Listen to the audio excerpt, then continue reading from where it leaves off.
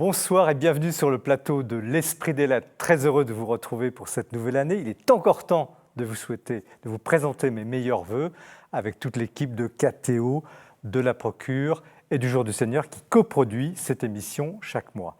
Nous commençons l'année sous le sceau de la créativité, de l'originalité avec 3 livres assez différents mais qui montrent combien on peut parler des choses essentielles, des choses de Dieu avec originalité, avec imagination.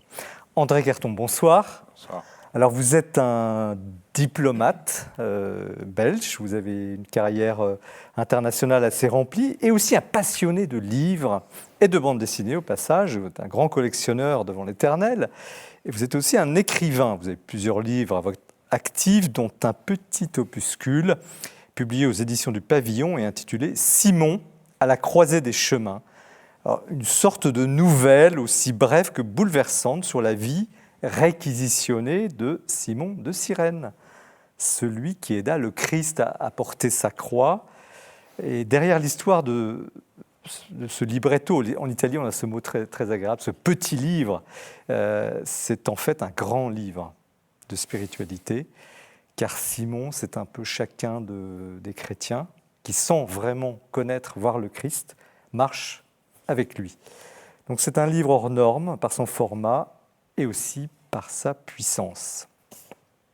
Arnaud Delalande, Yvon Berthelot, bonsoir. Bonsoir. Vous êtes les co-auteurs d'une bande dessinée publiée par Artege et dessinée par Laurent Bidot, qui n'est pas présent sur le plateau, qui porte sur les gardes suisses. Son titre, Les gardiens du pape, la garde suisse pontificale. Donc c'est une très belle évocation à travers le parcours d'un jeune candidat du canton de Zurich, donc qui évoque la vie, la formation et l'histoire de la garde suisse. Alors nous traitons trop peu, quasiment jamais, de bande dessinée. Très heureux de vous avoir à ce titre sur le plateau parce que, évidemment, c'est le fond, bien sûr, les gardes suisses, le Vatican, mais aussi la forme, l'art de la BD, de la bande dessinée, pour rendre au mieux une réalité catholique, en l'occurrence. Éric de Clermont-Tonnerre, bonsoir. Bonsoir. Vous êtes un religieux dominicain, comme l'indique votre habit. Vous avez occupé des fonctions éminentes chez les frères prêcheurs, maître des novices, prieur provincial de la province de France, directeur des éditions du Cerf pendant 10 ans, et vous êtes actuellement prieur du couvent dominicain de l'Annonciation à Paris. Alors vous prenez la plume pour un livre de maturité, publié chez Salvator et intitulé « Fierté de l'espérance ». Où vous dites pourquoi, au fond, le christianisme est l'amour de votre vie sur un mode un peu affectif, mais surtout objectif. Et là, le dominicain que vous êtes ne se départit pas de sa lucidité qui vous conduit à ouvrir une piste d'avenir assez originale avec le sacerdoce des baptisés, on en parlera tout à l'heure. Tout un programme et en même temps tout un débat très intéressant dans le contexte actuel des discussions sur le célibat sacerdotal dans l'Église. Vous voyez donc 3 ouvrages très très différents, une nouvelle, une BD, un essai théologique et pastoral pour cette première soirée 2020 que nous commençons comme d'habitude avec la tournée de l'actualité du libraire que nous présente Mathilde Mailleux.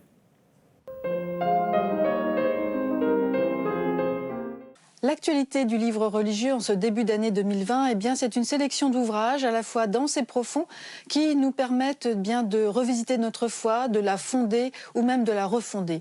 Et tout d'abord avec un texte que moi je trouve extrêmement intéressant, il s'agit du père dominicain Hervé Ponceau qui publie « Nous n'avons qu'une seule vie » aux éditions du Cerf. En substance, il nous dit « Êtes-vous bien sûr que vous ne passez pas à côté de votre vie ?» Alors pour cela, il nous emmène à la recherche des premiers textes de l'Ancien Testament, ou tout du moins, en tous les cas, il nous aide à comprendre combien ces textes, et puis la Bible en général, est un livre de vie pour tous les croyants. C'est vraiment un texte engagé, un petit traité de vie spirituelle qui, moi, m'a beaucoup frappé et dont je termine la lecture, mais je peux vous le dire, ce livre est vraiment engagé et il y est saisissant. Oui, toute vie humaine est à la fois terrestre et éternelle, alors suivez le guide. Comprendre l'Eucharistie à présent du grand théologien jésuite Bernard Sesoué qui publie aux éditions Salvator une très belle initiation au mystère eucharistique.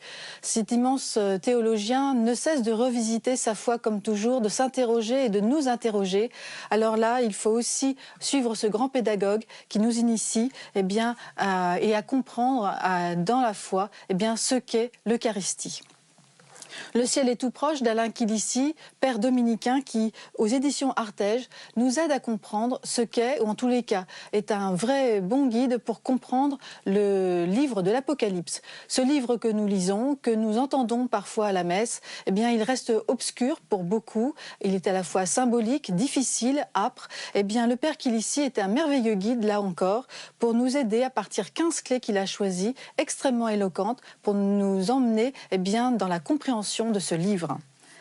La suite de cette sélection, c'est Scandale dans l'Église, des théologiens s'engagent, publié aux éditions du Cerf.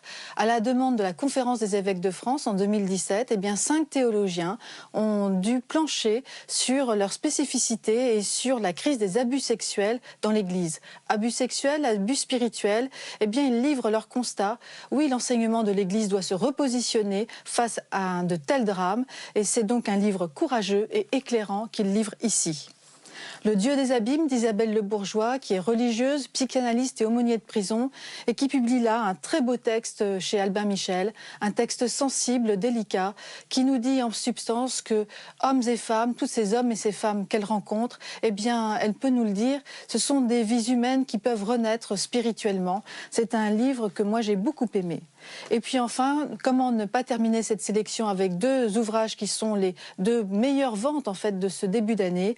Il s'agit tout d'abord du pape François, Sans Jésus nous ne pouvons rien faire, publié aux éditions Bayard, qui nous entraîne à être missionnaires aujourd'hui dans le monde. Et enfin, Des profondeurs de nos cœurs, du pape Benoît XVI, du pape émérite Benoît XVI et du cardinal Robert Sarrat aux éditions Fayard.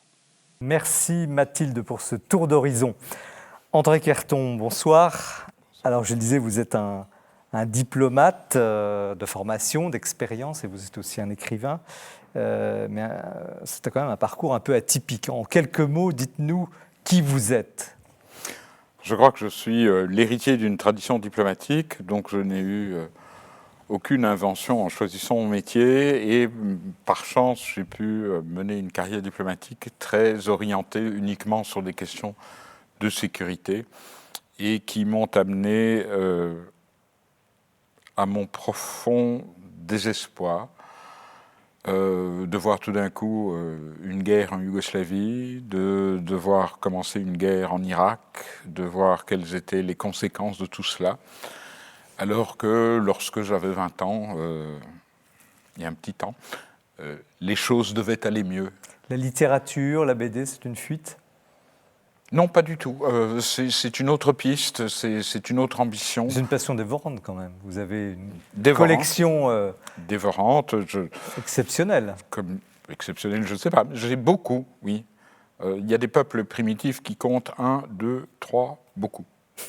Donc en attendant, moi, vous avez beaucoup de livres. Une vraie bibliothèque que vous avez créée, construite à Bruxelles, et qui contient beaucoup de BD, beaucoup de livres. C'est pas banal, excusez-moi. Non, voilà. Donc, oui, si vous voulez faire du freudisme à bon marché... Pas du tout, Parfait. Pas du tout. Mais alors, donc, non. J'ai décidé d'avoir mes livres, mes entailles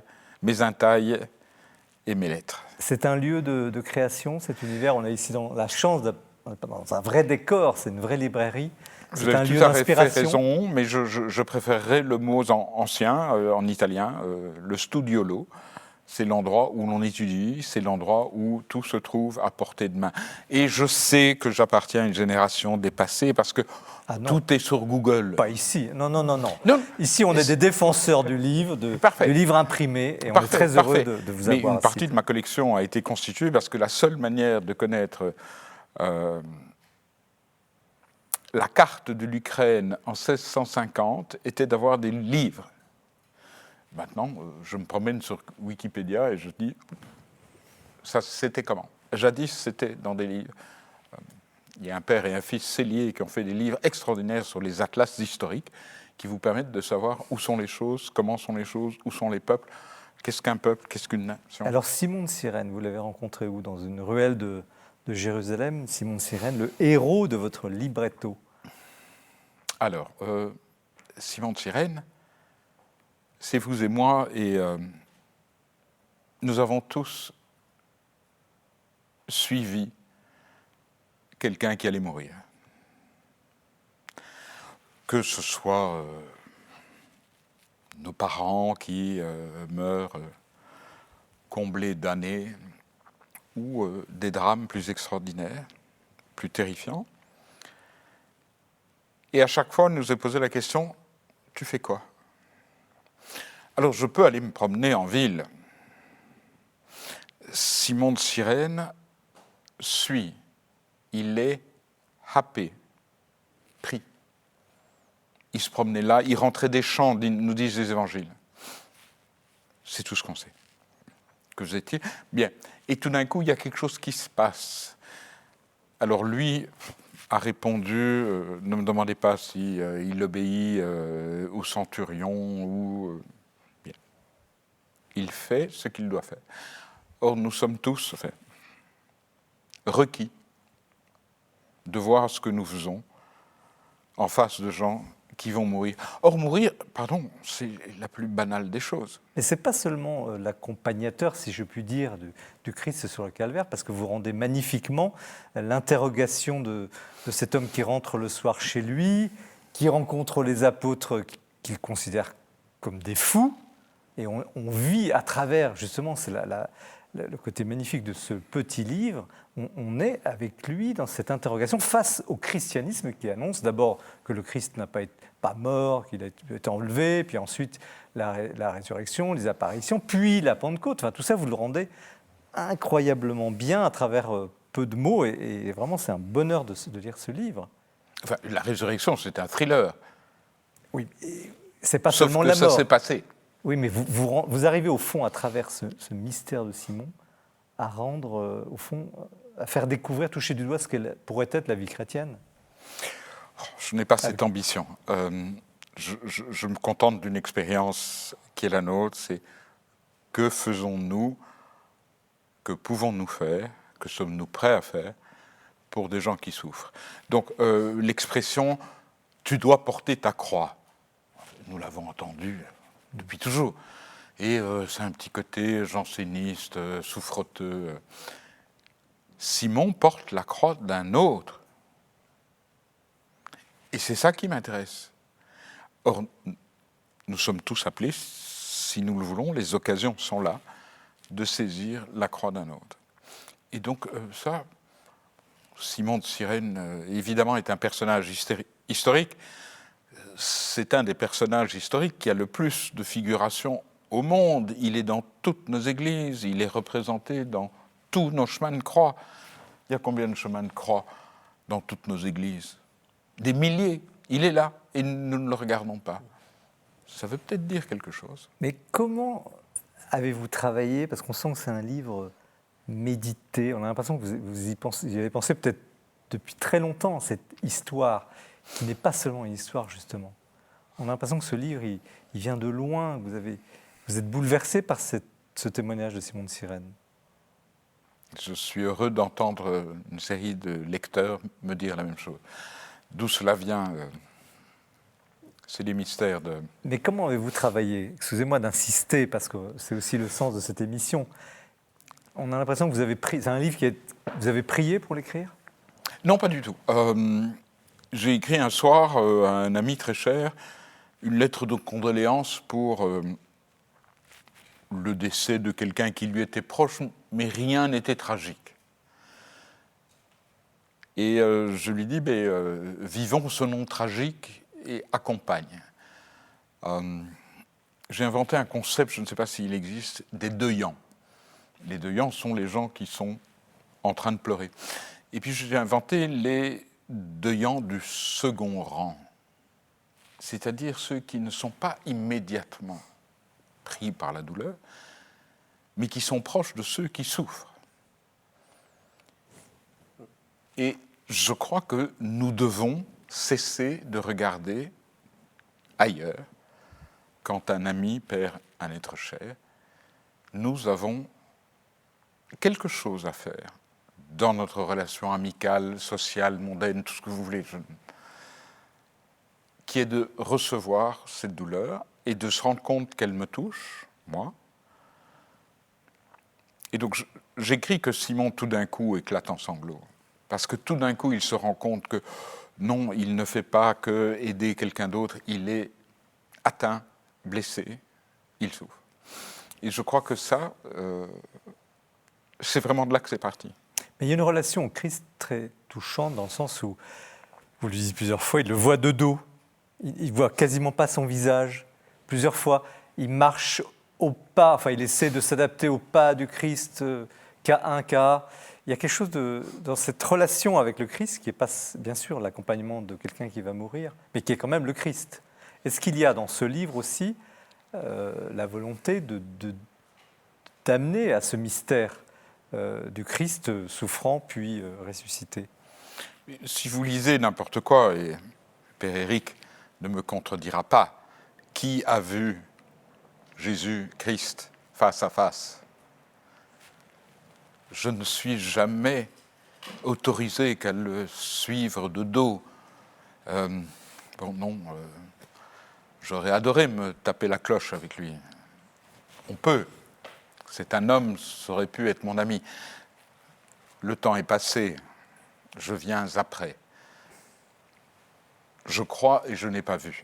Est-ce que vous avez conscience, on n'a pas l'impression en vous entendant, finalement d'avoir une approche très moderne, très actuelle de la personne du Christ, à travers justement ce suivi? Je suis là, je passe par là, je suis réquisitionné, je viens d'aider, puis je vois cet homme de dos, et puis je découvre il y a quelque chose de très fort, qui est justement très moderne dans une société qui ne croit plus. Qui ne croit plus ni en la mort, ni au sacrifice, et qui ne lit plus les textes. Donc ça, c'est une chose qui me sidère. Je me permets d'utiliser un personnage historique, déterminé, reconnu par 3 évangiles. Donc ne discutons pas de l'historicité de tout ça. Simon existe. Et nous pouvons réinventer, réenchanter le texte évangélique. Nous sommes une religion iconophile. Nous aimons les images. Allez vous promener dans n'importe quel musée, vous trouverez des annonciations, la mère et l'enfant, des adorations des mages, et aussi des crucifixions. On re-raconte. Notre société ne re-raconte plus les évangiles. Et si vous ne connaissez pas le texte, comment voulez-vous croire ou comprendre ce que les textes? Est-ce que c'est pour cela que vous avez été court? Le livre fait une 50aine de pages. Je crois aux livres courts, je crois aux livres rares, oui. Vous n'avez plus le temps de lire un livre de 600 pages. Ceci dit, lisez Carrière et Le Royaume, et si vous avez les heures voulues, vous en recevrez pour votre argent. Ouais. Mais qui a le temps de lire 500 pages? On avait la dernière fois un livre de 1600 pages sur les œuvres de Saint-Dominique, ça c'est un autre sujet. Alors justement, Saint-Dominique, Père, comment vous recevez je ne sais pas comment le qualifier, c'est une nouvelle, c'est un petit livre. Oui, je ne sais pas comment le qualifier, mais j'ai trouvé des perles. D'abord cette poutre qui unit tout d'un coup le condamné à mort et Simon de Cyrène, cette poutre qui est la poutre qui lie le disciple à son maître. Et il ne sait pas qu'il est disciple, il ne sait pas qu'il est en train de devenir disciple. J'ai beaucoup aimé la poutre, le joug, vous savez, le joug qui unit. Voilà. Et puis, vous l'avez noté tout à l'heure, Moïse demandait « Fais-moi voir ta face hein ». Et Dieu lui répond « Ma face, on ne la voit pas, mais tu me verras de dos. Je vais passer, tu me verras de dos. » Et là, vous avez magnifiquement décrit la position de Simon de Cyrène qui voit le Christ de dos. Il a vu son visage auparavant, mais après, il le voit de dos. Et en fait, il est le disciple, tandis que tous les autres disciples ont fui. il est à ce moment-là le disciple. On comprend la lâcheté des apôtres. Et puis la troisième chose qui m'a beaucoup frappé, c'est que vous exprimez extrêmement bien, par ce récit, vous exprimez extrêmement bien le mystère de la mort et de la résurrection, mais des deux aspects. Parce que souvent, on passe vite à la résurrection en oubliant la mort. Et que la mort est tragique, etc. Et là vous avez le désespoir des disciples devant la mort, et ensuite leur folie annonçant la résurrection. C'est très bien, c'est remarquable. Yvon Berterelot, comment vous, et puis je vous poserai aussi la question à Arnaud Delalande, comment, comme scénariste, plutôt homme d'image, on parlait de l'instant d'image, comment vous recevez d'abord un petit livre très, très intense comme ça? Moi, personnellement, je trouve que, et Arnaud l'a dit tout à l'heure, les gens ne lisent plus. On ne peut plus se permettre le luxe d'acheter des livres qui font 500 ou 600 pages. Et je pense que dans un livre intense comme ce libretto, comme vous avez dit si justement, on trouve la quintessence de Simon de Cyrène. Moi, c'est un personnage qui me plaît beaucoup. Je suis un passionné de la Sainte Écriture, je la lis quotidiennement. Et je connais bien ce texte de Simon de Cyrène. Effectivement, il est assez bien connu. Et même le clergé ne le connaît pas. On le connaît à travers une iconographie saint-sulpicienne dans nos chemins de croix en plâtre, dans nos églises. Mais et là, vous avez redécouvert quelque chose? Oui. Et j'ai envie, je vous dis, c'est pas du tout pour vous flatter, mais j'ai envie de redécouvrir encore plus Simon de Cyrène. Pas du tout pour en faire une bande dessinée, non. C'est à titre personnel. Ça vous inspirerait, cette Oui, histoire? d'abord je suis plus optimiste. Moi je pense qu'il y a encore de la place pour des gros livres, heureusement.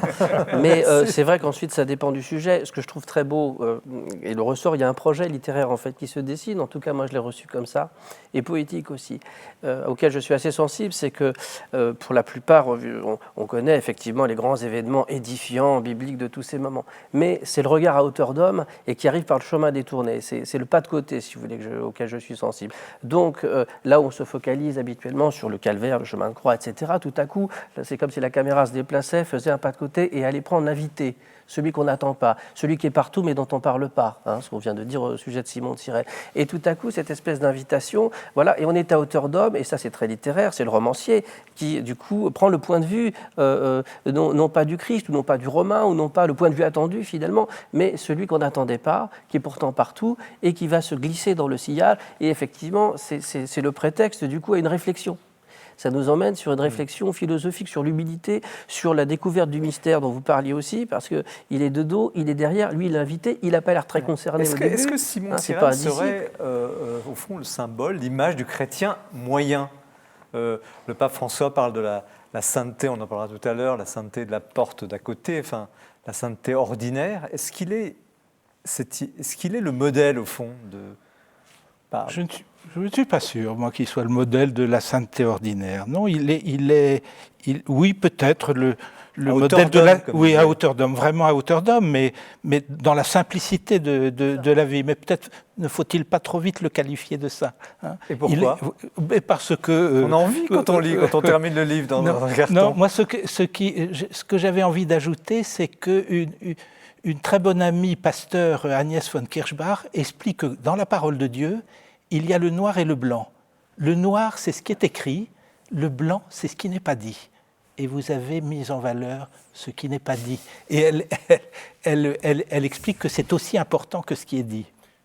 Il y a aussi un autre aspect que j'aimerais souligner à titre personnel sur Simon de Cyrène. Certes, il n'est pas saint, mais dans l'Église byzantine, il a une place beaucoup plus importante qu'il l'a chez nous, dans l'Église latine. Simon de Cyrène, pour les orientaux, c'est une sorte de découvreur de la divinité. C'est tout un aspect...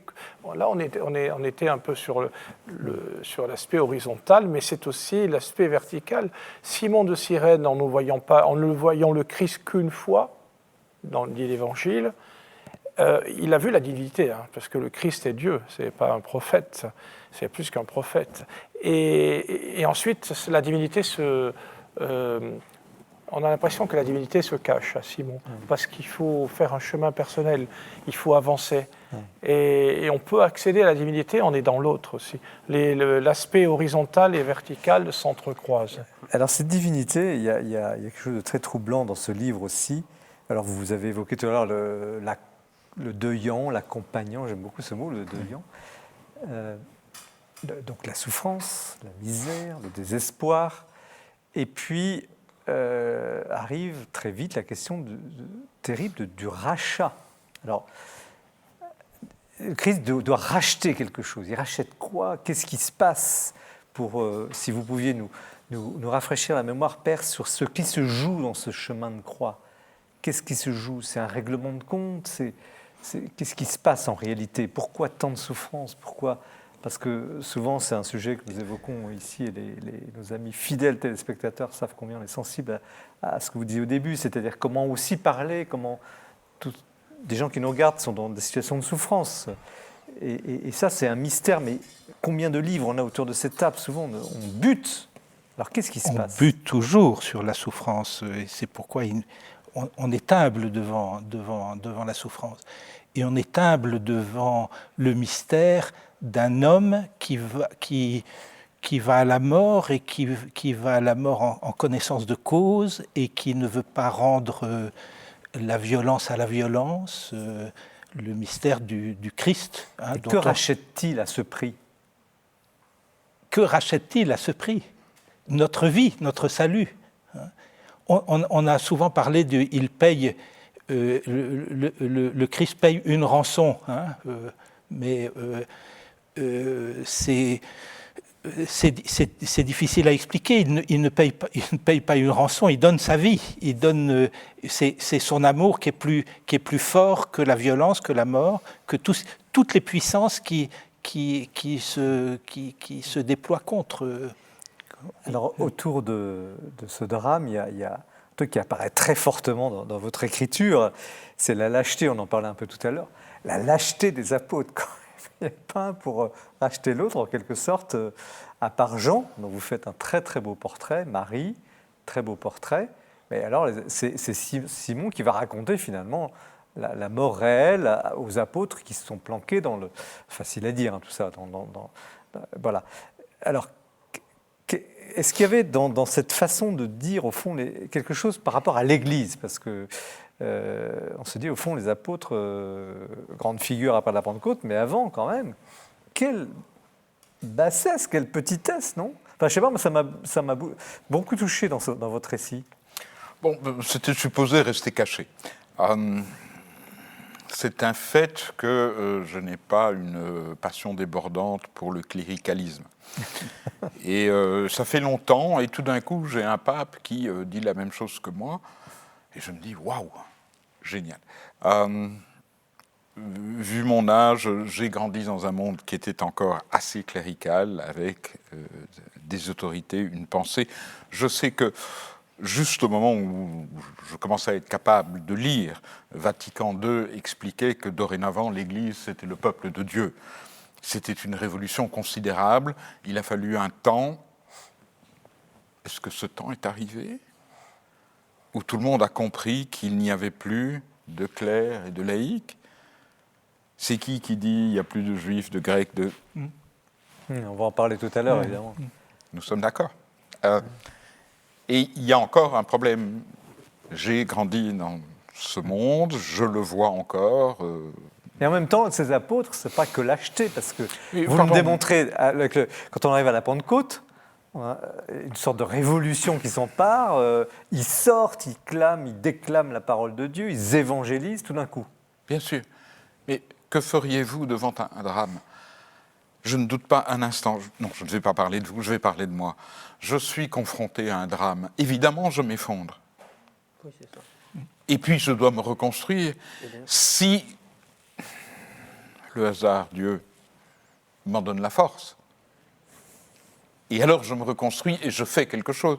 Je ne vais pas faire reproche aux disciples d'avoir eu la même lâcheté que celle que j'ai eue dans une série de circonstances.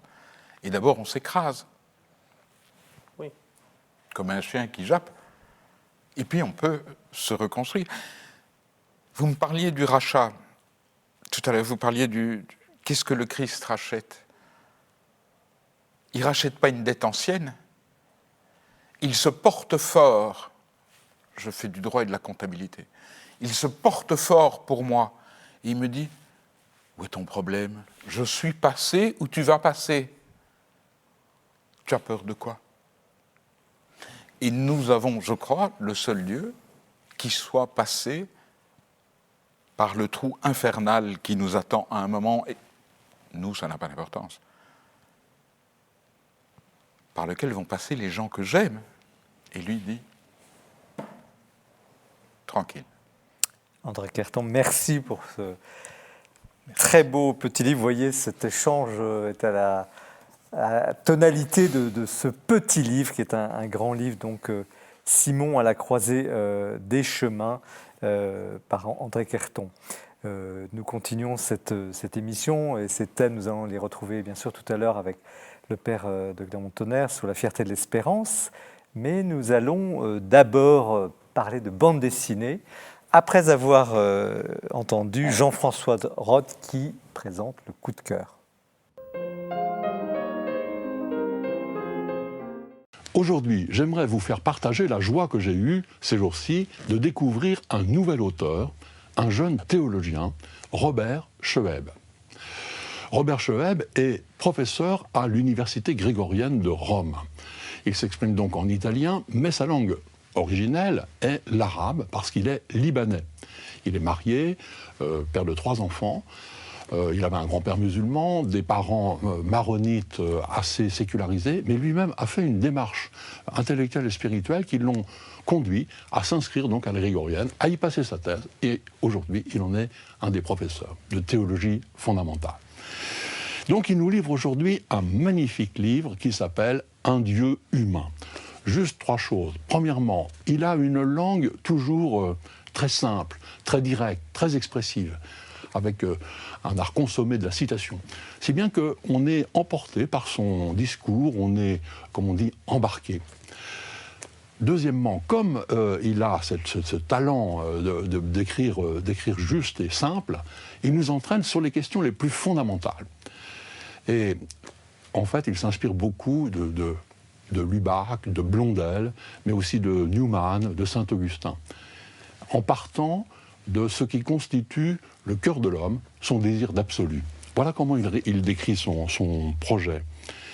À partir de la soif d'absolu qui habite le cœur de l'homme, on remonte à la source, le désir de Dieu de rencontrer et de sauver chaque personne. C'est une invitation à contempler avec des yeux simples le mystère de l'humanité de Dieu et à se laisser constamment surprendre par elle. Voilà. Troisièmement, comme les grands auteurs qu'on a cités, qui sont ses maîtres, à chaque fois, on est très proche de l'expérience spirituelle. C'est un discours qui, j'allais dire, parle brillamment à l'intelligence, mais qui parle très profondément au cœur. Voilà, je vous conseille vraiment ce livre, donc Un Dieu humain, de Robert Schweb. Ou alors, le premier qui est paru en français, qui s'appelle Au-delà de la mort de Dieu, la foi à l'épreuve du doute. Voilà, en tout cas, c'est une très bonne nouvelle, me semble-t-il, qu'il y ait un nouvel auteur très prometteur qui nous livre déjà 2 très bons livres. Merci Jean-François pour ce coup de cœur. Nous poursuivons l'émission avec une bande dessinée, enfin ça faisait longtemps, sur le plateau de l'Esprit des Lettres, Les Gardiens du Pape, la garde suisse pontificale chez Artege, par Arnaud Delalande, Yvon Bertorello et Bidot, qui est le dessinateur, qui n'est pas sur le plateau ce soir. Mais ces dessins sont là, on les regarde, on les admire, c'est très bien fait. Alors, un petit mot sur vous deux, scénaristes, co-scénaristes, qui êtes-vous en quelques mots ? Donc Arnaud Delalande, moi, je suis romancier au départ, hein, j'ai fait un certain nombre de romans historiques essentiellement, parfois sur des thématiques aussi historico-religieuses, et puis je suis venu à la bande dessinée après une rencontre avec Yvon justement, et on a enchaîné un certain nombre d'albums, parfois ensemble, parfois séparément. Voilà, on avait commencé par une série qui s'appelait Codex Sinaiticus sur le Codex du Sinaï, on a fait un biopic sur le pape François qui est sorti l'année dernière. Un scénariste, c'est quoi un scénariste ?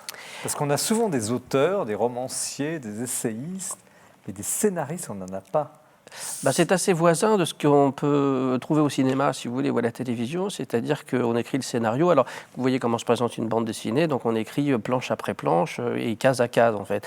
Et ensuite, c'est un découpage, on fait un découpage à partir d'un synopsis développé, on fait un découpage, et puis on découpe ensuite case à case, et didascalie, dialogue, etc. Et une fois que c'est terminé, on envoie tout ça au dessinateur qui, planche après planche à son tour, va proposer une restitution visuelle du découpage que vous avez fait. C'est une étape d'ailleurs très satisfaisante et souvent très créative et amusante, puisque du coup, il met en musique, enfin en image, en l'espèce, ce que vous avez imaginé. Donc, Yvon Berterol, vous êtes co-scénariste. Qui êtes-vous et comment avez-vous travaillé ensemble? Alors, je suis aussi réalisateur de documentaires. Oui, effectivement. Ça, c'était ma première casquette. Je fais des reportages et des documentaires. Et puis je suis venu à la bande dessinée un peu par hasard, en rencontrant Arnaud. En fait, nous avons fait notre première bande dessinée ensemble chez Glénat il y a quelques années. C'était effectivement la trilogie, le Codex Sinaiticus. Justement, c'est un des intérêts de vous avoir ce soir, c'est que c'est pas original, mais rare dans ce domaine d'avoir des BDistes. Mais moi, personnellement, étant sensible à la culture chrétienne et fréquentant des milieux extrêmement éclectiques et très éloignés de ce que je pense, de ce que je vis, je me suis rendu compte que par la BD, on pouvait évangéliser, on pouvait cultiver, on pouvait faire passer le message chrétien au sens large. La culture chrétienne a un très large public. Est-ce qu'elle n'est pas un peu méprisée, cette BD, quand même? Non, milieu littéraire, non, pas du tout. Et puis l'autre aspect de la BD, c'est qu'on peut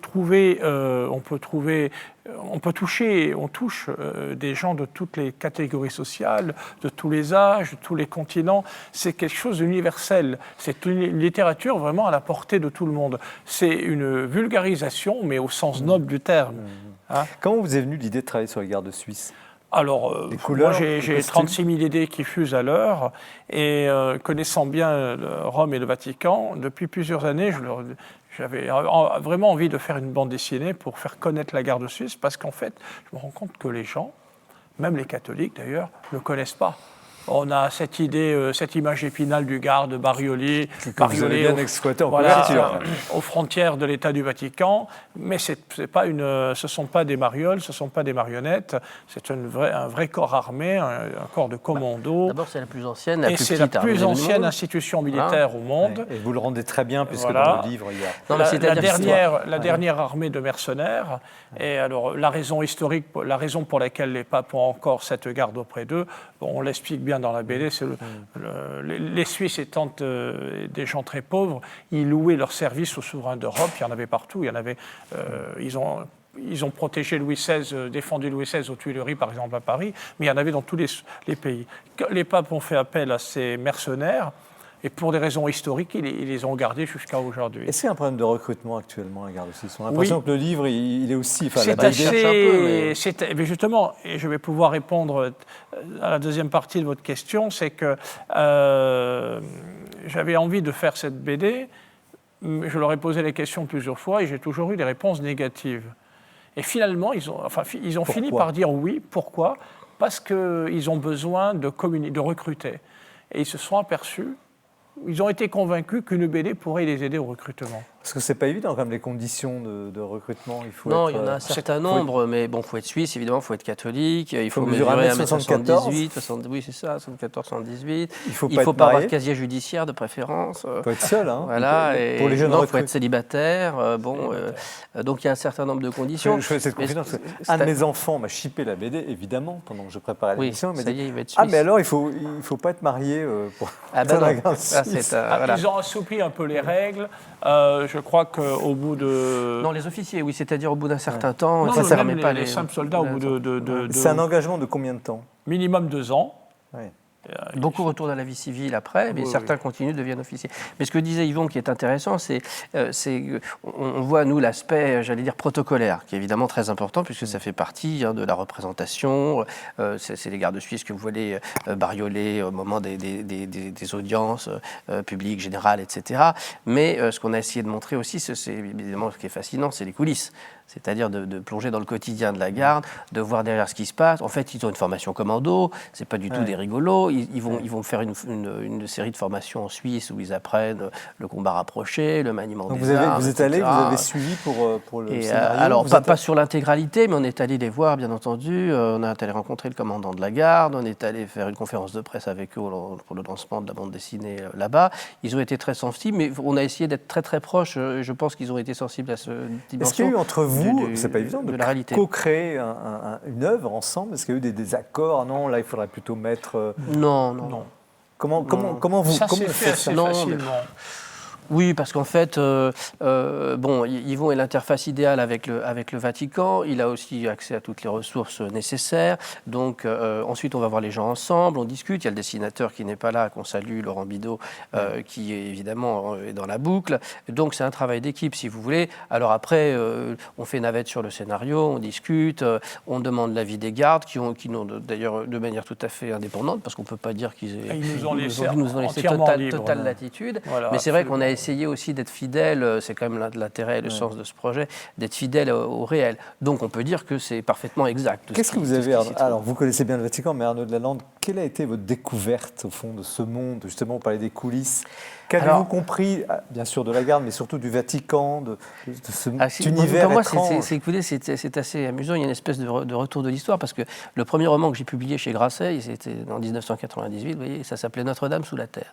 Et c'était l'histoire d'une étudiante en histoire de l'art dont le professeur est assassiné, et dans le tableau qu'il lui a donné avant de mourir, il y a les éléments d'un rébus qui peuvent compromettre un cardinal à un moment où il y a deux papabillets qui s'affrontent. Voilà. Ouais, et donc, j'étais fasciné par le Vatican. J'y avais mis les pieds ici. J'ai vu Jean-Paul II quelque temps avant l'attentat, quand j'étais tout jeune.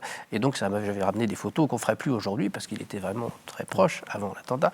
Et puis donc, la rencontre avec Yvon, de ce point de vue, a été une espèce de rappel assez amusant. Découvert? On a Compris sur l'Église, je ne sais pas quel est votre attachement, mais c'est fascinant, si vous voulez. Ce qui me fascine particulièrement, c'est, le Vatican, c'est pas très grand, si vous voulez, en termes géographiques, de superficie. Ça ne l'est plus. Oui. C'est un résidu des États pontificaux. À l'heure actuelle. Voilà. Mais par contre, il y a un concentré de réflexion, de pouvoir, d'esprit. Il faut se rendre compte qu'aujourd'hui, par le pape François, il n'y a pas de grand leader, il y a Donald Trump, si vous voulez, mais de grandes paroles internationales qui est marqueur. On peut être d'accord, on ne peut pas être d'accord sur tout, mais je veux dire, cette parole d'envergure, elle a quasiment disparu aujourd'hui. Et donc, ce qui se joue dans ce périmètre, qui est encore une fois pas très grand, parfois même quelques mètres carrés, même entre la Banque du Vatican, les appartements du pape, la cour Saint-Damas, où il y a la sermentation des suites, c'est vraiment pas grand-chose. Et il se passe là quelque chose d'absolument sidérant, et dans un tout autre registre qu'on peut sentir dans un endroit comme Jérusalem, par exemple, où vous traversez, vous avez trois religions différentes, vous avez le muezzin, vous avez les juifs qui passent au mur de lamentation, et vous avez les chrétiens dans la même rue.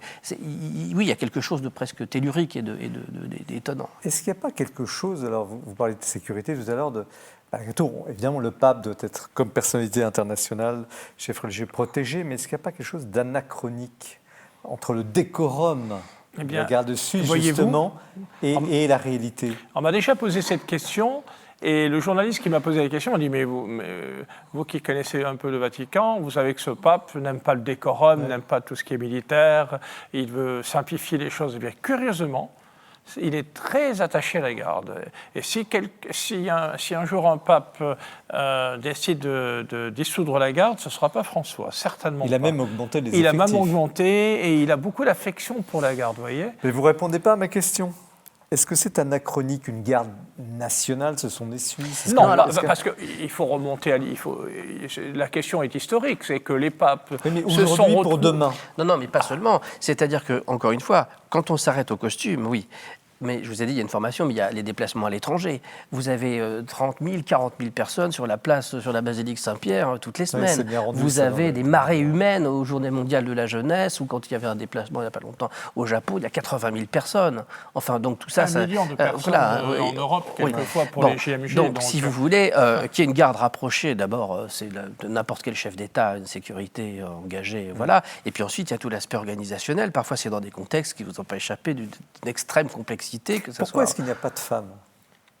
Est-ce qu'on pourrait Alors, imaginer il que des gardes... s'est posé d'ailleurs. La question est posée, ça pourrait... Non, c'est pour le. Il y a des femmes dans le sens où, encore une fois, à part d'un certain moment ou d'un certain grade, les officiers peuvent sont mariés avec des enfants qui sont dans la caserne. De la fonction, mais les jeunes halbardiers qui débarquent, c'est vrai qu'ils ont jugé plus sûr d'être plus prudents de ce point de vue-là pour le moment. Non, mais la raison de la présence de ces gardes, c'est une raison historique, tout simplement. Ouais. Parce que beaucoup s'étonnent que le pape ait encore ce décorum. Et comme je le disais, bien, il faut comprendre que dans l'histoire, les papes ont obtenu un pouvoir temporel. Ils ne l'ont pas cherché. Ça les a desservis malheureusement à une époque. Mais tout au début, ils ne l'ont pas vraiment cherché. L'Empire romain se disloquant, ils ont eu un rôle temporel à Rome malgré eux. Et ensuite, ils y ont pris goût, malheureusement, à ce pouvoir temporel. Ça, c'est une autre question. Et donc, les États pontificaux se sont constitués et ont perduré jusqu'en 1870. Et donc, comme tout État, il fallait des forces d'ordre, des forces de sécurité, une armée. Alors, on va demander à André Querton, qui est un amateur éclairé de bande dessinée, comment il a reçu cet ouvrage, comment sur le fond et puis sur la forme, parce que vous avez peut-être un œil de critique de BD que nous n'avons pas. Regardez la couverture et j'espère que les caméramans peuvent faire maintenant ils l'ont un focus. L'absent est le plus loquace. Tournons les pages, le dessinateur est fabuleux. Alors, il est difficile, évidemment, de raconter une histoire. Donc, quand vous voyez la manière dont l'album est conçu, il est conçu en 2 temps. Il y a l'histoire de la recrue, et puis il y a quelqu'un qui lui raconte, et on met en scène, l'histoire en scène. Vous avez posé la question tout à l'heure de la pertinence actuelle. Nos amis ont répondu par la nécessité du service. Vous avez tous... j'espère, été au Vatican, il y a un nombre limité de portes. Ces portes doivent être contrôlées. Alors, ce n'est pas des braves Suisses dans cette tenue-là. Ils sont dans une tenue bleue avec un petit béret comme les chasseurs alpins pourraient en être jaloux. Et ils ont des petites mitrailleuses Uzi. Ils ne me font pas peur parce qu'ils sont bien élevés et qu'ils parlent bien français, italien, allemand. Mais chaque fois qu'on entre, on est là. Donc, le bel uniforme, c'est pour le cinéma. Alors, le cinéma, c'est bien. Je suis déçu que vous n'ayez pas décrit la manœuvre de la génuflexion avec hallebarde. Moi, j'ai vu ça dans Saint-Pierre. Et ces zouaves s'agenouillent et essayez de vous agenouiller avec une hallebarde de 2,15 mètres. Oui, c'est ça. De plusieurs kilos, oui. Et c'est absolument extraordinaire au moment de l'élévation. Mais tenir 4 heures à la porte de bronze aussi, sans sourciller, c'est pas mal. C'est comme les Britanniques. Et encore, Jean-Paul II a fait une petite réforme. Jusqu'à l'avènement de Jean-Paul II, les gardes se mettaient à genoux à chaque passage du pape, même quand le pape sortait en papa mobile ou faisait ça. Donc il y a une façon, il se mettait directement à genoux. En tenant la hallebarde. Ça a été supprimé, ça. Jean-Paul II a comment supprimé vous ça. avez reçu cet album? Comment vous J'ai été passionné. Je trouve que c'est un reportage extraordinaire sur les gardes suisses. Je trouve que ça vous va avez à appris droite des choses. au but. Oui, j'ai appris des choses. Oui, en particulier, moi je pensais qu'on était plutôt dans le décorum, hein, et puis un petit peu d'armée, un petit peu de voilà. Mais quand il est dit qu'ils ont une formation comparable à celle du GIGN en France, là j'ai appris quelque chose. Je pensais pas que c'était aussi fort, hein, aussi professionnel. Et je ne mesure pas exactement leur activité quand le pape se déplace et combien sont-ils là. Voilà. Plus sur inactif, mieux c'est. Ouais, c'est ça, oui, exactement. Parce qu'ils ont quand même ce trauma aussi évidemment de Jean-Paul II et de c'est sûr. Mais c'est très intéressant, non? Et puis de fait, c'est très beau. Merci beaucoup. Oui. Et elle a un énorme succès quand même. Nous en sommes les premiers surpris. plusieurs milliers en un mois. Et les droits sont déjà vendus sur un éditeur italien, aux éditions d'Eonian, et ça sortira en italien dans quelques semaines. Alors, et on espère aussi en allemand, forcément. oui, la langue qui est une des langues. Les 3 langues de la garde suisse. Vous avez prononcé le mot cinéma, décorum. Est-ce qu'il n'y a pas, dans toute corps social constitué, un peu institutionnel, la nécessité d'une forme de liturgie qui n'est pas religieuse, mais qui est institutionnelle? En l'occurrence, les gardes ont... C'était la ponche chez Pascal. Vous qui avez été diplomate, vous avez vu... le mot liturgie me dérange. La liturgie profane. Les rituels. Les rituels. Et les rituels, savoir où on est, ce qui se passe, comment ça se passe. Et comme tous nos corps sociaux, quels qu'ils soient, ont une très longue histoire, le fait que des gestes aient été retenus, répétés, je trouve ça magnifique. Nous en sommes les héritiers. Et ne bousillons pas ça. C'est la pompe chez Pascal. La robe de l'avocat, tout ce qui est cérémonial, cérémoniaire, tout ce qui est lié à une forme de sacré, l'institution. On a tendance un peu à balayer ça, justement, aujourd'hui, Père. Or, il y a une ritualité. La garde républicaine a aussi son décorum. Les pompiers, les gendarmes. Oui, non, je pense qu'on conserve quand même encore... Même dans l'Église, c'est légitime. Oui.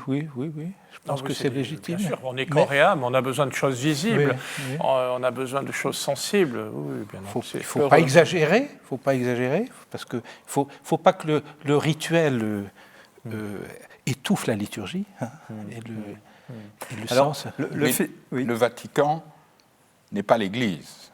Le Vatican est un État. Oui, ce qui explique aussi d'ailleurs. Et un État doit avoir les éléments extérieurs de ce qu'est un État. Je ne veux pas ennuyer les gens, le Saint-Siège est une autorité morale. Le pape est une autorité morale. Et le Vatican, c'est juste bêtement un État qui a ses plaques, qui a ses timbres. Je suis proche d'un autre micro-État. Et si vous voulez être un micro-État, vous devez en garder toutes les façades extérieures. Alors, il y a le festival de la BD à Angoulême ce week-end. Je voudrais peut-être que vous entendre sur la question maintenant de j'oserais le mot, utilisation de la BD. Peut-être, vous avez prononcé le mot évangélisation tout à l'heure. Où est-ce qu'on en est dans cet univers? Vous avez dit que finalement, vous êtes un peu des pionniers, pas les premiers, il y a eu... Mais aujourd'hui, est-ce qu'il y a un retour de la BD chrétienne? Est-ce que ce mot veut dire quelque chose? BD chrétienne, est-ce qu'il faut accoler l'adjectif? Alors, Gabriel, qui veut commencer sur ce thème? Alors, 2 choses. D'abord, on faisait compliment, je crois, du fait que mon livre était bref. Un des grands compliments que je fais à la bande dessinée, c'est que vous pouvez lire une bande dessinée très dense, très intelligente et très inspirante, et ça vous prendra 30 minutes. Alors que le même livre exigerait des heures. Et je vous rappelle aussi que vous vous souvenez, pas vous, mais d'autres, mieux de tel Astérix que de Malraux, La tentation de l'Occident. Et donc, la capacité qu'ont les bandes dessinées de nous frapper intellectuellement par les images, le récit, est colossal. Vous me demandez ce qu'on fait comme bande dessinée. Le prix de la bande dessinée chrétienne a été attribué maintenant à une bande dessinée sur Charles de Foucault, qui est... La bande dessinée est très extraordinaire. Vous vous souvenez peut-être, une série de nos auditeurs se souviennent d'un Charles de Foucault dessiné par Gigé dans les années 50. J'en ai une vieille édition. Elle est marquée d'un imprimatur et d'un nihil obstat. On est sur KTO, hein, tout le monde comprend. La nouvelle édition, c'est extraordinaire. C'est Dufaux, qui est un auteur multiforme, mais qui a écrit des choses dans et Jamar, et il nous décrit, c'est la tentation au désert, et vous voyez Charles de Foucault dans les dernières semaines de sa vie. Oui, la bande dessinée peut, à mon sens, en général, et dans ce cas particulier, en un temps limité de lecture, vous faire découvrir des choses. Père, je vais vous donner la parole, est-ce que ce serait une urgence aujourd'hui pastorale à la bande dessinée chrétienne ? Oui, ça pourrait l'être. Je ne suis pas très compétent parce que je n'en lis pas beaucoup. Oui, mais comme pasteur. Oui, mais je pense que oui. Mais de tout temps, quand on était jeune, il y avait des bandes dessinées sur les vies de saints, etc. qui étaient... Les images en micelle. Oui, non, je pense que l'image, les textes courts, assortis d'images. C'est l'Église qui a fait la première des bandes dessinées. Quand vous voyez les fresques depuis le 7e siècle, où les gens ne sachant pas lire, il fallait représenter l'histoire sainte, la vie du Christ, par les images. La vie de François d'Assise par Giotto. C'est magnifique. On ne dira jamais assez. Non, mais là, c'est très ancien, la bande dessinée. Le levier culturel que ça représente. Et sur le plan pédagogique aussi. Parce qu'on arrive maintenant à un moment où le temps que les gens consacrent à la lecture, on l'a dit, devient peau de chagrin, etc. Mais ça ouvre un autre champ de possible dans le... Moi qui ai fait du roman et qui suis passé, qui fait les deux à côté de la bande dessinée et du cinéma, la bande dessinée a cet avantage que vous venez de rappeler. Et du coup, il y a un champ de possible qui s'ouvre parce que les gens, c'est pas complètement de leur faute, c'est aussi la vie qui va, c'est l'Internet, c'est Netflix, etc. Mais comment se porte ce monde sur de la la BD dessinée chrétienne? Est-ce qu'il y a des auteurs, des créateurs? Oui, il y en a beaucoup. Ici, à la Procure, je pense qu'ils ont... Mais il y en a beaucoup, mais simplement, c'est vrai que ce sont souvent des réseaux qui sont des réseaux catholiques ou des réseaux... voilà. Mais on a montré, par exemple, en publiant l'année dernière un biopic sur le pape François, chez un éditeur qui était non confessionnel, qu'on pouvait aussi, justement, s'adresser à un grand public. Pourquoi? Parce que la problématique de Simon qui suit le Christ avec sa croix, c'est une problématique universelle, au fond. Et que c'est peut-être à ça qu'il faut revenir. C'est-à-dire, on n'est pas dans une chapelle non plus, au sens où on peut traiter des sujets qui ont cette dimension universelle et qui, par nature, peuvent et devraient d'ailleurs déborder le cadre. C'est aussi une question historique. On ne peut rien comprendre au monde dans lequel on vit, aux tensions, si on n'a pas un fond historique. Et donc, inévitablement, on tombe sur l'Église à un moment donné, que ce soit à la Révolution, au Moyen-Âge ou aux premiers chrétiens. Et pour ça, la bande dessinée, c'est extraordinaire, évidemment, comme outil. Yvon Berterlo, sur la santé actuelle Écoutez, de ce monde de la créativité. La BD en général se porte très très bien, contrairement à toute autre sorte de littérature. Et la BD chrétienne aussi, elle était en plein développement, en pleine croissance. Non, la difficulté, c'est de trouver des auteurs, des scénaristes, des dessinateurs. Ah oui. Et après, c'est un problème économique. C'est un problème... et puis le statut des auteurs. Exactement, aussi. Ça c'est un autre problème, c'est très compliqué. Non, les temps se portent très très bien. Bon. Et comme le disait justement Arnaud, le fait d'avoir publié notre biographie de François chez un éditeur qui n'est pas confessionnel, ça a beaucoup de sens. Nous y tenions. On voulait absolument publier ça chez un éditeur non confessionnel. Et ça a eu un grand succès. Là, c'est traduit en plusieurs langues. Ça va sortir probablement en coréen. Ça, c'est assez incroyable. Bonne nouvelle, André Carton, vous qui êtes un peu monsieur bande dessinée ce soir. Non, je crois que c'est un instrument ou un médium extraordinaire parce qu'il rejaillit et sur nos yeux et sur notre intellect. Les auteurs sont obligatoirement bref et synthétique, et donc ils envoient un message percutant. Ce qui ne veut pas dire qu'on ne se documente pas. Non, justement. C'est extrêmement documenté. Je ne sais pas ce qu'il dit, monsieur, d'ailleurs, mais, mais c'est vrai que c'est très important de voir, parce que le 9e art, etc., la bande dessinée, c'était les petits Mickey. Aujourd'hui, on traite de sujets qui sont des sujets extrêmement pointus, en politique, en économie, qui touchent aux affaires étrangères, etc., et souvent qui sont alors soit les scénaristes eux-mêmes, soit parce qu'ils vont avoir des conseillers historiques ou des spécialistes, des juges, des policiers, qui vont pouvoir traiter d'une gamme de sujets qui est infinie. Donc ça se professionnalise aussi de ce côté-là, et il y a beaucoup de romanciers d'ailleurs qui se mettent à la bande dessinée réciproquement. Je crois que c'est très créatif, c'est un milieu très créatif. En tout cas, vous nous en donnez l'illustration ce soir. Merci à tous les deux, Arnaud Delalande, Yvon Berterlo et Laurent Bidoux, le dessinateur qu'on aurait aimé recevoir. Mais vous pouvez déguster ces dessins dans cette BD, Les Gardiens du Pape, la garde suisse pontificale, chez Artege. Nous poursuivons l'émission et évidemment le débat entre nous avec le livre de Éric de Clermont-Tonnerre, Fierté de l'espérance. Mais nous faisons un petit détour, comme chaque émission, par le portrait. Ce mois-ci, c'est Bertrand Deschamps qui nous dresse le portrait d'une personnalité importante du monde intellectuel catholique.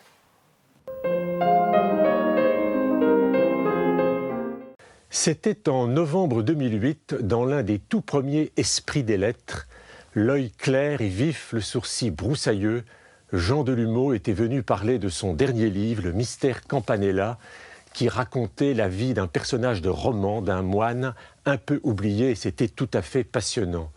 Jean Delumeau nous a quittés le 13 janvier dernier, il avait 96 ans, et comment, dans cette émission, ne pas lui rendre un hommage appuyé et mérité. Jean Delumeau a été sans conteste l'un de nos très grands historiens, à l'égal d'un Le Goff, d'un Duby, d'un Chaunu. Il aura passé une partie de sa vie à étudier nos comportements, nos mentalités, face en particulier au grand sujet du péché, de la peur et du paradis, auquel il aura consacré 3 livres qui font autorité. Jean Delumeau a aussi dirigé 2 manuels incontournables qui forment une sorte de diptyque que tous les étudiants ont étudié lorsqu'ils se sont attaqués à ces périodes, Naissance et affirmation de la Réforme et le catholicisme entre Luther et Voltaire, tous 2 dans la mythique collection La Nouvelle Clio des Puffs. Jean Delumeau était aussi passionné par l'histoire de Rome au XVIe siècle, auquel il a consacré 2 livres, ce qu'il appelait la seconde gloire de Rome, c'est-à-dire après le déclin de Rome au XVe siècle, la Renaissance avec tout le foisonnement architectural et d'idées que l'on connaît. Mais Jean Delumeau était aussi un humaniste passionné par le fait religieux. Il a associé son nom à une série sur Arte qui durait 15 minutes chacun, magnifiques épisodes, et cela a été repris dans un livre qui s'appelle « Des religions et des hommes » dans la collection La Pochothèque du livre de poche. Mais toute sa vie, Jean Delumeau a été aussi un grand chrétien engagé, soucieux des débats de son temps, souvent avec des propositions audacieuses qui le faisaient classer dans une tranche progressiste de l'Église. Beaucoup de ces textes sont regroupés dans le volume de la collection Bouquins qui s'appelle « De la peur à l'espérance », avec en particulier le grand texte publié en 1977 qui fit date, « Le christianisme va-t-il mourir ?» Alors il n'y répondait pas forcément, mais il disait en tout cas que le christianisme, pour continuer à vivre, devait se réformer. C'est ce qu'il a dit jusqu'au bout dans son dernier livre, L'avenir de Dieu, publié en 2015, qui était une sorte de retour sur son parcours, mais où il affichait, quoi qu'il en soit, son espérance indéfectible. Eh bien, il me plaît que Jean Delumeau ait sans doute maintenant rejoint ce paradis qu'il aura si longtemps scruté. Merci Bertrand pour cette évocation de Jean Delumeau que beaucoup de vous ont lu ou connu. Père Éric de Clermont-Tonnerre, vous êtes dominicain, vous publiez chez Salvator Fierté de l'espérance, une très jolie ouverture, un titre énigmatique. Un petit mot sur vous, vous êtes, je le disais au début, vous avez un parcours assez riche dans une carrière, enfin le mot carrière n'a pas de sens, mais très nourri dans l'ordre des dominicains. Mais il y a une chose qui m'a intrigué, vous avez fondé, vous êtes cofondateur de l'école de prédication des laïcs. Alors qu'est-ce que c'est que cette école de prédication des laïcs ?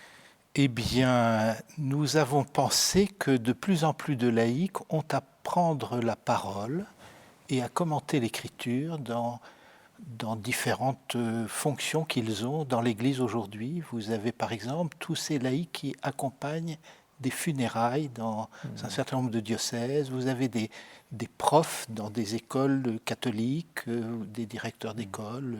Vous avez des gens qui commentent l'Écriture dans des radios diocésaines, etc. Vous les formez sur l'exégèse et sur l'art oratoire ? Oui, à peu près l'exégèse, le sens de la prédication en Église, l'exégèse, qu'est-ce que c'est qu'adresser une parole à quelqu'un ? Non pas faire un discours, mais adresser une parole à quelqu'un. Et puis, l'art oratoire, comment préparer un commentaire d'écriture. Et ce souci des laïcs, c'est un peu aussi votre vie pastorale ? Oui, depuis toujours, depuis que je suis dominicain. Je raconte dans le livre que j'ai été plongé très tôt parmi les laïcs dominicains, et c'est ça qui m'a... J'ai été toujours très intéressé de travailler avec eux. Hein, et encore aujourd'hui, j'ai souci de travailler avec les laïcs. J'aime beaucoup ça. Alors, pas rester dans... ce livre, je disais tout à l'heure que on sent que je me suis permis de le qualifier de livre de maturité, non pas que vous ayez écrit des choses légères, ou c'est pas du tout ça, mais on sent que c'est un livre qui vient de loin, qui répond quand même à une certaine urgence. Il y a à la fois un livre très profond, comme une quille d'un bateau qui va chercher très loin, puis en même temps l'urgence d'un message. Vous avez quelque chose à dire.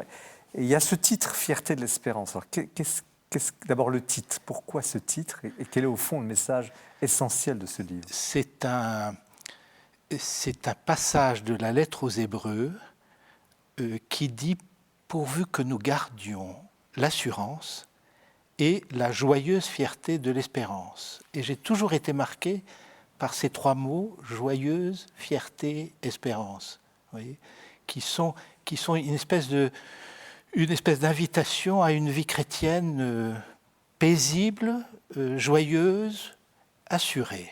Ça fait du bien entendre au passage, hein, dans voilà, la période qu'on traverse. Je trouve que... Et j'ai été...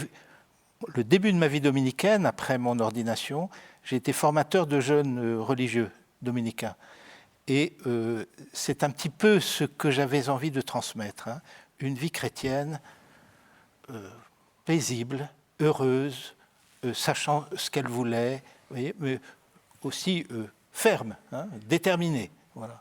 C'est un peu, j'essaye de redire ça dans ce livre. Parce que dans le livre, il y a à la fois une sorte de manuel de qu'est-ce que c'est que le christianisme. Alors vous avez cette distinction par les quatre grandes, la hauteur, la largeur, la profondeur, la longueur de ce message. Puis en même temps, il y a aussi une sorte de manifeste pour les baptisés, enfin monsieur tout le monde. C'est bien ça? Oui, et je termine sur cela. Hein. Pour moi, c'est l'espérance de l'Église. Hein. C'est qu'elle revienne à son socle majeur, dont vous avez parlé tout à l'heure d'ailleurs, c'est-à-dire la dignité de chaque baptisé, hein, et non pas une Église qui est vue par le haut, et vous voyez, Dieu en haut, le pape, les prêtres, les évêques, ça c'est le cléricalisme. Et alors, les femmes et les laïcs sont les plus loin de Dieu. Hein, et tous les autres, les hommes et les clercs, sont des intermédiaires. Je crois que la vision de l'Église de Vatican II n'est pas celle-ci. Hein.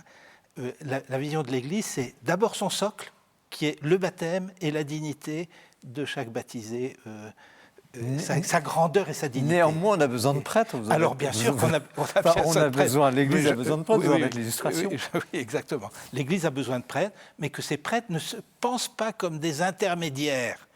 Et ils le sont néanmoins. Non, ils sont des serviteurs d'un accès direct au Christ. Hein. Dieu soit loué, Simon de Cyrène a eu accès direct au Christ, hein, sans l'intermédiaire, etc. Et ça, c'est très important. Et je suis très heureux que le pape François ait quand même parlé souvent du cléricalisme. Et je sais que parmi les prêtres, ça n'est pas tellement accepté et supporté. Qu'est-ce que c'est que le cléricalisme pour ceux qui nous regardent? C'est un mot courant dans le milieu, mais qu'est-ce que ça veut dire, cléricalisme? Pour moi, cela c'est, si vous voulez, la manière dont un ensemble de baptisés, les clercs, se constituent comme des passages obligés et des gens qui concentrent un certain pouvoir, si vous voulez, et un pouvoir sur les autres, et ils le font sans le savoir. Hein. Voilà, le premier cléricalisme qui a été combattu depuis le Christ, c'est le Christ lui-même, avec les pharisiens et les scribes. Hein, c'est-à-dire, vous faites peser des fardeaux trop importants sur les autres, vous ne les levez pas du doigt. Hein. En quoi ce que vous dites n'est pas protestant? Parce que certains nous regardent et vont dire, mais ok, si on fait fi, bien sûr, il faut des prêtres, des curés, très bien, mais l'accès direct au Christ, c'est la première chose. Et pourtant, l'Église ne dit pas exactement ça. Elle dit ça, mais elle dit aussi elle a constitué toute une hiérarchie qui existe néanmoins. Oui, Je mais vois pas le mot hiérarchie à dessein. La hiérarchie est nécessaire pour rappeler ma première dimension dans le livre, c'est-à-dire la hauteur, c'est que tout vient de Dieu, hein, et que l'Église ne se constitue pas démocratiquement comme cela. Hein.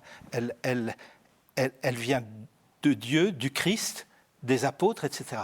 Mais pour constituer ce peuple de Dieu, hein, et poser l'Église sur son socle et non pas sur sa hiérarchie. Ouais.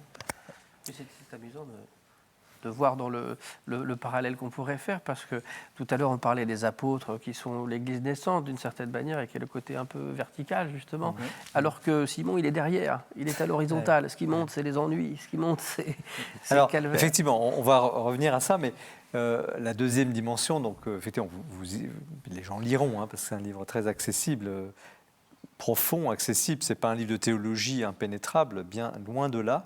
C'est le sacerdoce, c'est ce concept de sacerdoce des baptisés. Alors, pouvez-vous nous dire un peu plus sur cette idée sacerdoce? Il y a le sacerdoce ministériel des prêtres qui est connu, le sacerdoce des baptisés moins connu, et vous le mettez un focus, un spot sur cette réalité. Oui, parce que ça a été la nouveauté du Concile.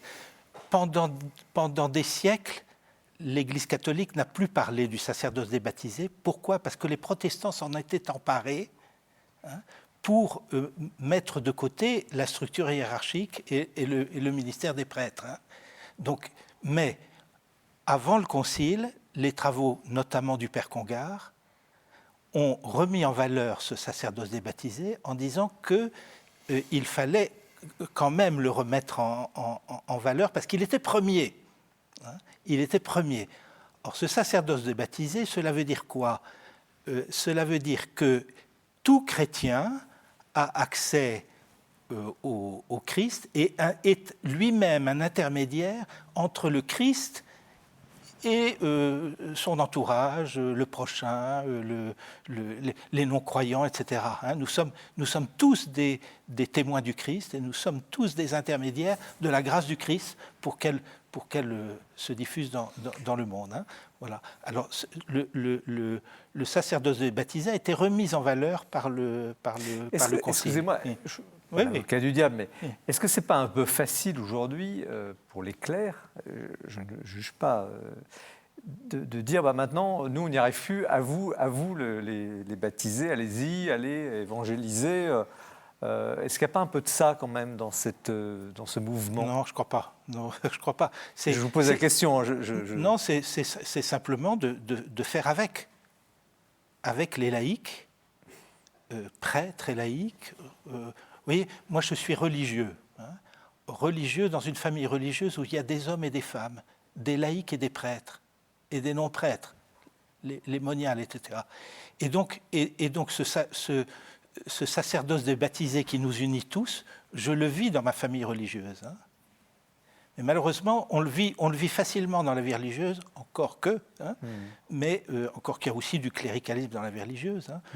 Chez les dominicains, c'est encore les frères dominicains, les hommes qui sont les seigneurs, hein, et les autres des dominicaines ou des dominicains de deuxième zone. D'ailleurs, vous dédicacez le livre à vos sœurs dominicaines et pas à vos frères dominicains. Non, parce que ça, c'est évident. Il y a un petit coup de patte, non? Non, pas du tout. Non. Mais comment ne pas opposer, justement, la tentation, c'est d'opposer les deux, de dire, aujourd'hui, il y a aussi cette tendance de dire, vous disiez tout à l'heure, je ne vous l'ai pas fait dans votre esprit, je pense, mais je pense que ceux qui nous regardent aussi sont intéressés par cette question. Comment ne pas opposer cette sacerdoce des baptisés au sacerdoce ministériel? Les prêtres, en ce moment, en prennent plein la figure. Il y a eu des histoires dramatiques de pédophilie, il y a toutes ces histoires. Et aujourd'hui, beaucoup disent, c'est fini, passons. Pourtant, ils ont leur place. Alors, comment trouver la juste synthèse? Ça, c'est difficile, parce ça, que c'est sûr. C'est l'objet du livre aussi. Oui. C'est difficile. On peut aussi, en quelque sorte, dire c'est fini ce temps. Or, ça n'est pas fini, il y a quelque chose qui doit se mettre en place. Je cite la congrégation des jésuites dans les années 70, je ne me rappelle plus exactement la date, hein, où il disait « Désormais, le 21e siècle sera le siècle des laïcs ». Oui, c'est en 95, c'est la congrégation. 95, hein. Voilà. Et je commente en disant c'est vrai parce que c'est la montée des laïcs et tout ça, mais en même temps, ça n'est pas vrai. Ça ne peut pas, le 21e siècle ne peut pas être le siècle des laïcs pour l'Église. C'est le siècle des laïcs et des prêtres. C'est le siècle de... Voilà, c'est... Qu'est-ce qui est le point de... Vous l'évoquez un petit peu sur la question de l'Eucharistie, de la messe. Au fond, quel est l'apport spécifique des prêtres dans l'Église? Est-ce que c'est la célébration des sacrements? Non, ils sont les premiers porteurs et annonciateurs de l'Évangile, hein, formateurs voilà, et communiquant ensuite les grâces que le Seigneur a voulu laisser à son Église par les sacrements. Mais tout ça est fait pour que, non pas pour laisser les laïcs dans une soumission et dans une domination, hein, ou simplement les laïcs étant les auditeurs et les récepteurs des actions des prêtres, mais pour que l'ensemble de l'Église, prêtres et laïcs, soit actifs, acteurs dans l'évangélisation du monde et le salut du monde. Oui, je vous pose la question parce qu'il y a tout ce débat, je l'évoquais au début, sur le célibat sacerdotal, c'est un autre sujet, mais quand même, c'est la question du prêtre dans sa communauté. Au fond, est-ce que la théologie des sacrements est toujours valable? Est-ce que le prêtre a un rôle irremplaçable? Oui, tout à fait. Il faut qu'il le garde, oui, tout à fait. Parce qu'on pourrait, c'est vrai, à vous lire, on sent cette tension. On sent cette tension, à la fois l'importance de donner la place aux laïcs, puis en même temps, je crois que beaucoup de gens aujourd'hui se soucient de pas défendre les prêtres, c'est pas le sujet, mais on est en train peut-être de jeter l'eau avec le bébé avec l'eau du bain. Il y a quelque chose de... et on sent dans le livre, justement, vous ouvrez une piste, mais c'est le sens aussi de mes questions. Oui. Mais parce que je dis souvent qu'il faut repartir du socle du baptême, et c'est comme ça qu'on fera une véritable théologie du ministère sacerdotal. Alors, André Carton, tout à l'heure, au début de l'émission, vous avez dit quelque chose justement qu'elle est tout à fait dans ce sens-là. Donc, comment vous recevez ce livre, cette position, la nécessité de remettre en avant, de redonner sa vraie place peut-être au sacerdoce des laïcs, enfin, ou baptisés tout simplement, parce que le mot est un peu technique. Oui. Alors, j'aime rendre à sa place. Excusez-moi, n'importe quelle grand-mère qui nous écoute sait que c'est elle qui a appris à réciter un « Je vous salue Marie ». Toute la foi chrétienne a été transmise essentiellement par des femmes, par quelques pères bénisseurs. Et ce ne sont pas les clercs qui ont transmis la foi du peuple. Le peuple se le donne à lui-même, depuis toujours. Alors, on a besoin de clercs pour administrer, trancher certaines questions que nous ne comprenons pas forcément. Quand on me dit que l'Église va mal, je dis oui, peut-être, mais le peuple de Dieu va bien. Et ça, j'en suis convaincu. Ah, il y a moins de monde dans les églises, mais ils vibrent. Et si les églises sont vides, c'est la faute peut-être aux clercs qui ne m'ont pas fait le sermon que j'ai eu envie d'entendre. Les frères prêcheurs étaient, excusez-moi mon père, des vedettes. C'est le talent qu'ils doivent avoir. Alors, si on me dit l'Olympia tourne toujours, mais les chanteurs sont mauvais, pourquoi ne venez-vous pas? Eh ben non, moi, je veux entendre du Gilbert Bécaud. Et si ce n'est pas du Gilbert Bécaud, allez vous faire voir. Bien. Dans les églises, c'est la même chose. Donc, le peuple de Dieu va bien. Et franchement, si vous... Je viens de lire, je connais les statistiques pour l'Église de Belgique. Il y a plus de religieuses qu'il n'y a de religieux, nettement.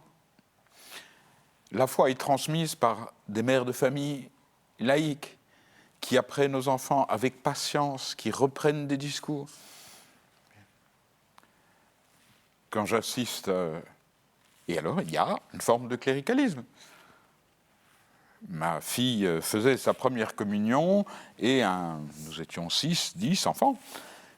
Et le prêtre mime l'appel des premiers apôtres. Magnifique. Le mime et demande aux enfants de le mimer. Quels enfants? Les garçons. Je viens l'engueuler après, je dis, et ma fille, elle n'est pas appelée? Ah, ça c'est du cléricalisme. Et c'est toutes ces structures. La foi, je suis proche d'un ordre religieux et laïque à la fois, et la seule chose, c'est de travailler. Une fois que vous travaillez, que vous avez la main dans la pâte, que vous soignez les malades, oui, tout d'un coup, on se rend compte, c'est là que passe la foi. Pour eux et pour nous. Messieurs les scénaristes, si vous permettez ce raccourci, mais comment ce débat vous apparaît, ce livre, Non, mais ça, sur le fond, je pense qu'on peut être que d'accord sur la nécessité de cette façon de marcher de concert entre laïcs et clercs. Enfin, c'est la question de sa réadaptation, peut-être à un moment où c'est plus compliqué. Mais moi, je me méfie toujours, et vous posiez la question par rapport au Vatican tout à l'heure, c'est toujours l'histoire du pas de côté. C'est qu'on a tendance à voir le prisme franco-français, nous. Et donc, ça génère une espèce de complexe dès qu'on parle des questions du christianisme dans la vie publique, du christianisme dans la vie politique, etc. Il n'y a pas de raison. Quand on va au Vatican, on s'aperçoit que le monde aussi est différent, et quand on voyage, naturellement, que le monde est différent, et que le problème chrétien n'est pas le problème franco-français sur le christianisme, avec l'histoire qu'il a. Donc cette espèce de main tendue qui n'a pas à être tendue, en fait, parce qu'elle existe déjà depuis toujours, elle se vit, par ailleurs dans le monde entier. Donc c'est vrai que, sans doute, sur le terrain qui est le nôtre, la question de la pastorale, la question du lien entre les laïcs et les chrétiens se pose de manière peut-être plus tendue maintenant. Mais... Yvon Bertorello. On est un peu éloigné évidemment du sujet strictement de la BD, mais puisque chacun est appelé à donner son avis, moi je donne le mien. Je pense qu'il ne faut pas tout mettre dans le même panier. Il ne faut pas tout rejeter sous prétexte qu'il y avait des choses qui ne fonctionnaient pas avant Vatican II. Il y a aussi des choses qui fonctionnaient très bien avant Vatican II et qui fonctionnent moins bien aussi aujourd'hui. Et vous l'avez dit justement, la formation, c'est très important. La question du sacerdoce des laïcs, ce n'est pas une invention de Vatican II. L'Église y a toujours cru. C'est de foi, comme on disait autrefois. Et justement, la réforme protestante a un peu raidi l'Église. Il y a plein d'aspects, ça mériterait d'ailleurs un documentaire là-dessus. Les gens disent, par exemple, il était interdit de le lire. On ne lisait pas la Bible. Alors je dis, on ne lisait pas quand ? C'est pas toujours que l'Église a interdit de les lire. C'est vrai qu'elle l'a interdit toujours au moment de la réforme protestante pour plein de raisons.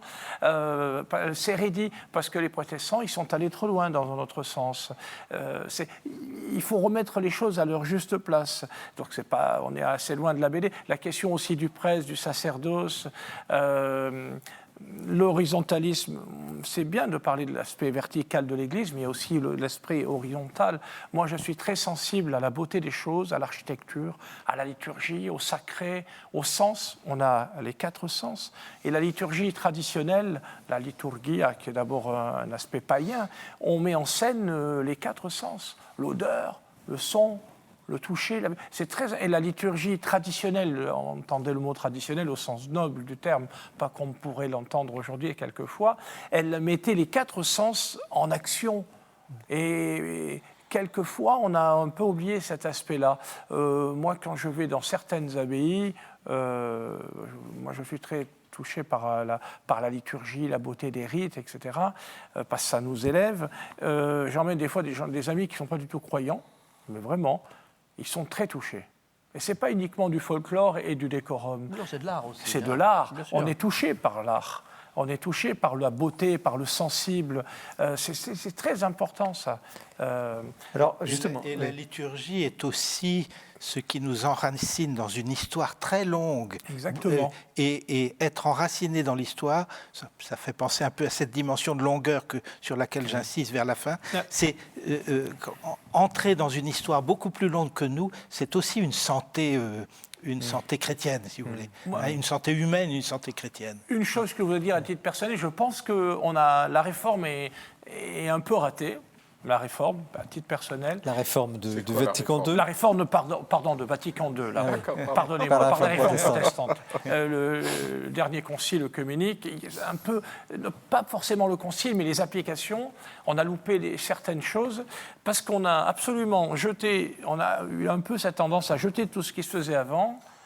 Et on a essayé de repartir à zéro. Or, moi, je trouve qu'il ne faut pas avoir peur, et je crois que c'est l'avenir de l'Église, l'avenir des chrétiens, de faire une bonne synthèse entre la tradition, encore une fois, prenez le sens, au sens noble, et la modernité. Père. La redécouverte de la tradition, de l'écriture. Parce que là, c'est le cœur, au fond, de votre livre aussi.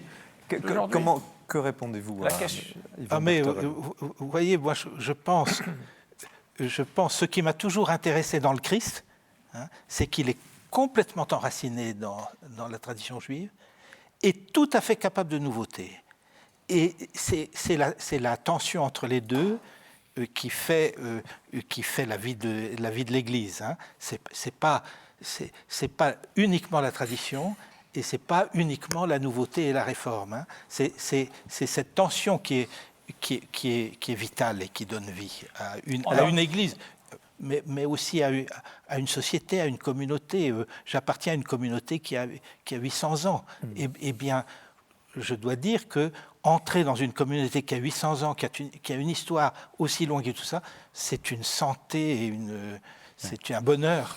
Alors, voilà, qu'il faut communiquer aux jeunes aussi, aux jeunes chrétiens. Alors, voilà. Comme le temps passe trop vite ce soir, cette émission est passionnante et merci à tous les quatre. Je voudrais vous poser, pour terminer et clore ce plateau, 2 questions très simples.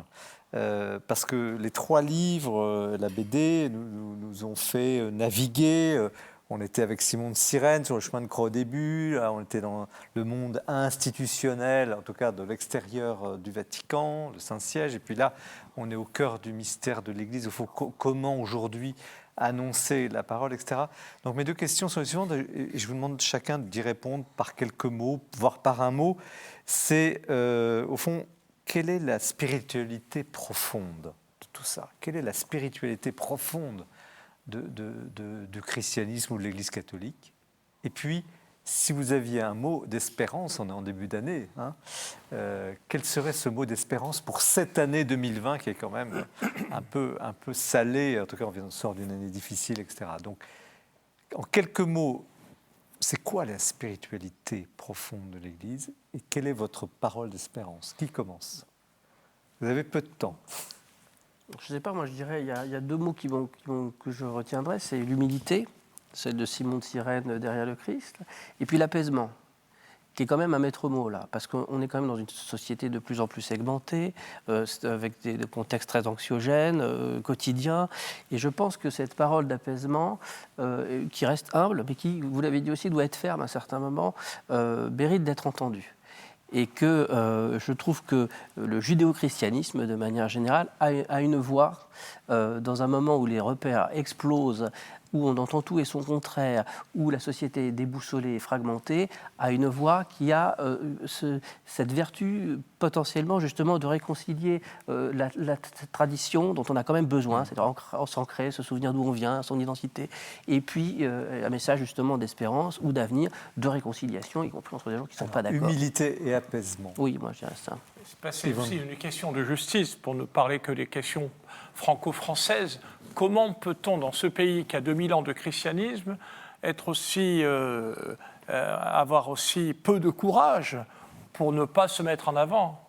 2000 ans de christianisme. Vous tournez la tête, il y a des églises, des abbayes qui ont 1000 ans, des cathédrales. Souvent, elles sont sur des églises paléo-chrétiennes. Il y a Donc des gens qui ont retrouver la tradition, retrouver le sens de la tradition. Les montagnes, et on n'a pas attendu les gens post-68 art pour nous dire comment il fallait penser le pays. On a 2000 ans. Et ça n'a rien à voir avec la tradition ou les traditionalistes. C'est la bonne synthèse entre la tradition, comme disait Coustel de Soulanges, c'est la bonne synthèse entre la tradition et la modernité. Et votre la tradition, elle est moderne, elle est vivante, elle n'est pas sclérosée, elle n'est pas fixe. Et votre mot d'espérance pour 2020? Mais le Christ, il est venu pour nous donner la grâce et la vérité. Le salut vient par lui, comme disaient les Byzantins. Le salut vient par le Christ. Alors, quelques mots.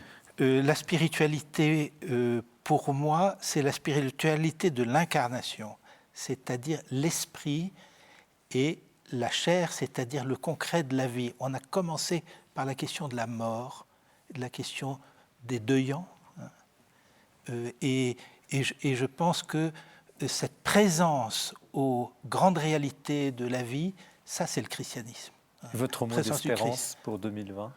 Le mot d'espérance, c'est qu'il y a des multiples sources de vitalité dans l'Église et que les abus, les drames, etc., ne sont que de la cendre qui couvre sur de la braise qui est bien là. André Querton, vous avez les deux mots de la fin, le plus bref possible, s'il vous plaît. Très bien. Je ne sais pas ce qu'on a dit précisément. Je voudrais rendre hommage à Jean Delumeau, et qui, dans un de ses livres, dit « Vous ne croyez quand même pas que le Christ est venu mourir pour 2 bêtes petits millénaires ?»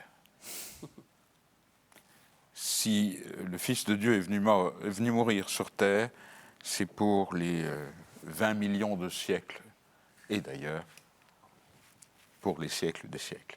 Merci. Merci à tous les quatre. C'était une magnifique émission grâce à vous, grâce à vos ouvrages. Merci également de votre fidélité à ce rendez-vous littéraire sur KTO. Vous retrouvez bien sûr l'émission en long, en large, par petits bouts, comme vous voulez, en tout cas, parlez-en autour de vous sur le site de KTO, sur celui du Jour du Seigneur et de la Procure, bien entendu. Nous nous retrouvons en février et il y aura une surprise, je ne vous dis pas quoi. À bientôt, bonne soirée.